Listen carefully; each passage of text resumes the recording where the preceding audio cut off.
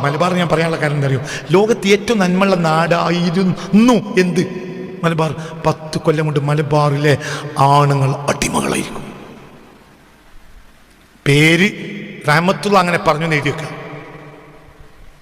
ഇല്ലെങ്കിൽ ഞങ്ങൾ ജീവിച്ചിരിപ്പുണ്ടെങ്കിൽ നിങ്ങൾക്ക് തോന്നിയത് എന്നെ വിളിക്കാം. എന്താ പറഞ്ഞേ? 2033 മുമ്പ് മലബാറിലെ മുഴുവനും ആണുങ്ങൾ പെണ്ണുങ്ങൾക്ക് അടിമകളായിരിക്കും. ഇങ്ങനെയൊന്നല്ല അടിമയാക. അടിമ എന്ന് പറഞ്ഞാൽ അടിമനെ ചവിട്ട് കിട്ടും പെണ്ണുങ്ങൾ. രാവിലെ 4 ചവിട്ട് പെണ്ണുങ്ങളെ കിട്ടിയിട്ടേ എണീക്കുള്ളൂ. ഉറപ്പ്. അത് മോര്യർക്കും കിട്ടും, അതിൻ്റെ അപ്പുറമുള്ളവർക്കും കിട്ടും. അതിന് മുമ്പ് ഖിയാമത്ത് നാൾ ഉണ്ടായിട്ടില്ലെങ്കിൽ ഉണ്ടാവുമോ എനിക്കറിയില്ല. ഞാൻ വിചാരിച്ചതിന് ഉണ്ടാവില്ല എന്നും പണ്ട്. ഇപ്പോൾ ഞാൻ വിശ്വസിക്കില്ല. എന്തുകൊണ്ട്? ഞാൻ വിചാരിച്ച മനസ്സിലാക്കിയ ഹദീസിൻ്റെ അർത്ഥമൊന്നും അങ്ങനെ അല്ല എന്നാണ് ഇപ്പം ഞാൻ മനസ്സിലാക്കുന്നത്. പലതും ഹദീസുണ്ട്. അതിന് മഹദി വരണ്ടേ, അതിന് മറ്റേ വരണ്ടേ, മറിച്ചത് വരണ്ടേ എന്നൊക്കെ. അപ്പോൾ മഹദി വരാൻ ഇനിയും കുറേ കാലമുണ്ട്. പിന്നെ ഈസാ നബി വരണം. അപ്പോൾ നമ്മൾ നോക്കുകയാണെങ്കിൽ കുറേ കാലമുണ്ട്.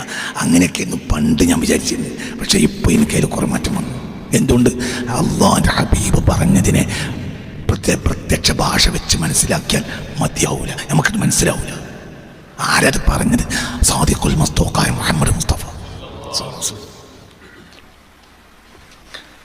2033 മുമ്പ് ഖിയാമത്ത് നാൾ ഉണ്ടായിട്ടില്ലെങ്കിൽ മലബാറിലെ ആണുങ്ങൾക്ക് വരെ ചവിട്ട് കിട്ടും പെണ്ണുങ്ങളെ.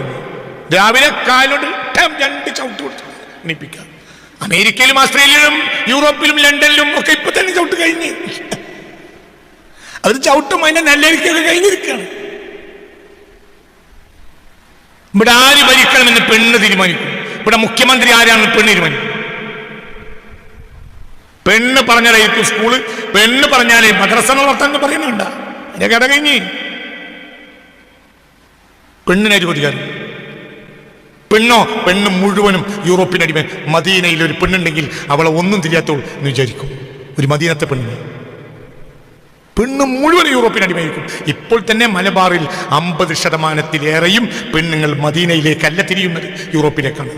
നിങ്ങൾ ഇന്നെ കുറ്റം പറഞ്ഞോളി. വേഗം പറയും ട്രോളി റഹ്മത്തുള്ള ഖാസിമിനെ. എന്തായാലും ഈ പറയുന്നത്? അന്തത്തോടെ അറിഞ്ഞു നോക്ക്. ഇപ്പോൾ പോലും മലബാറിലെ 50% സ്ത്രീകളുടെ കേന്ദ്രം എവിടെയല്ല?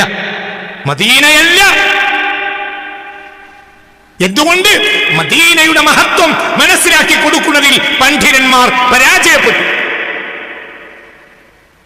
മദീനയെ നമ്മൾ യൂറോപ്പിൽ നിന്ന് വ്യാഖ്യാനിച്ചു.